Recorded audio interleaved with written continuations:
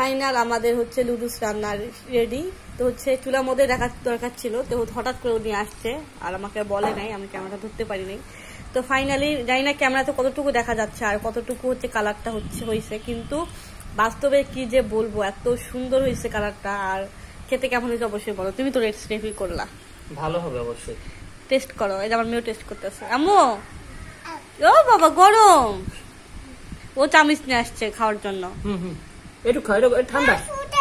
ও ফু দিবে, ফু দিয়ে খাবে। আগে আমার মেয়ে টেস্ট করুক, যদি ভালো হয় তাহলে বলবে। আম্মু এরাইসা বলো তো কেমন হয়েছে? মজা হয়েছে? এই তো মজা হয়েছে। এখন তুমি কিছু বলবো না? ভালো হয়েছে। আচ্ছা, তাহলে আপনার যদি এইরকম ঝটপটে বেশি 10 মিনিট লাগে না, তাহলে তারও অনেক কম হয়েছে।